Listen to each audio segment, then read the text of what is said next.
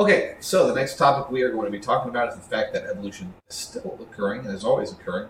And this actually has a wide ranging impact on how we interact with the world and how the world interacts with us. So it is very important to understand a lot of the medicine that is being developed constantly and that has been developed is based on this theory of evolution. I want to show you a quick video here, and I'll just kind of play it. I have to turn on the computer audio so you guys can hear it, but I want you to watch it and kind of think to yourself about evolution, how this works.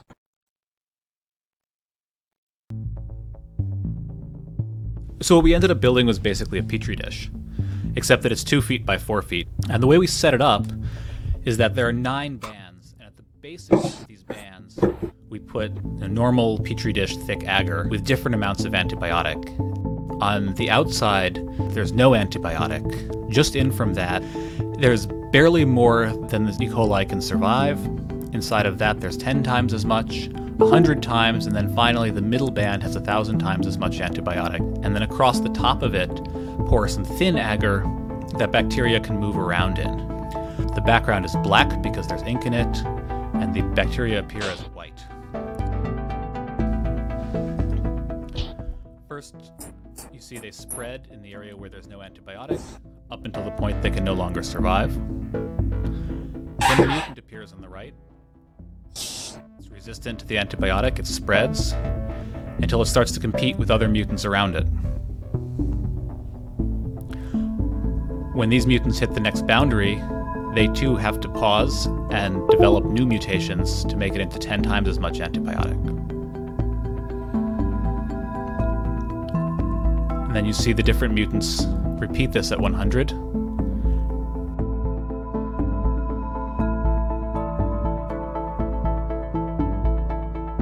And after about 11 days, they finally make it into 1,000 times as much antibiotic as the wild type can survive. And so we can see by this process of accumulating successive mutations that bacteria, which are normally sensitive to an antibiotic, can evolve resistance to extremely high concentrations in a short period of time. Okay, so you just watched a video about bacterial resistance, bacterial resistance to antibiotics. I thought it was a pretty interesting video because it shows how quickly things can get out of control, right? And it's a common problem today. There's one of the biggest problems is over prescription of antibiotics. If you go into the doctor and you say something's wrong, a lot of times one of the things they do basically to, get rid of you or give you something that makes you feel better about what's going on, they'll prescribe antibiotics to you. Now, what do you think? I want you to maybe pause the video, take a minute, and brainstorm. What do you think might be the problem of too many doctors prescribing antibiotic medicine? And then unpause it. Okay, so you should be back now. What happens, and I know I have this chart here, this is probably a dead giveaway, but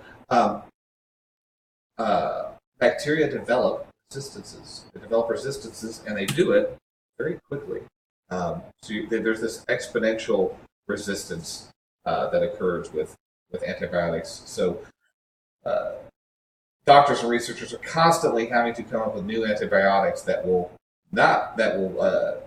attack bacteria that used to be these antibiotics used to be pretty effective at getting rid of. So you can see, let's look at a very imipenem down here. This is an interesting named antibiotic. Let's look at this one. This is such a stark example. In 2008, only 14% of bacteria were resistant to this antibiotic. 2009, that was up to 60%. 2010, that was at 85.2%. And in 2011, around 91% of bacteria were resistant to this antibiotic.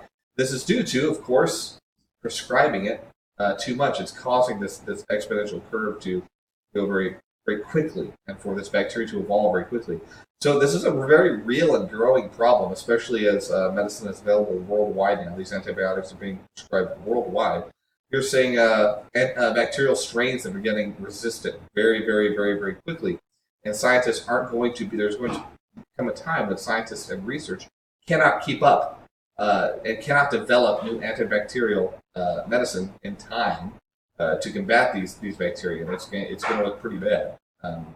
So it's just something to keep in mind. Maybe something to ponder about evolution. The fact that it is always occurring. It occurs very fast, especially in smaller, quicker reproducing organisms, and it's something that we also in the medicine world try to control.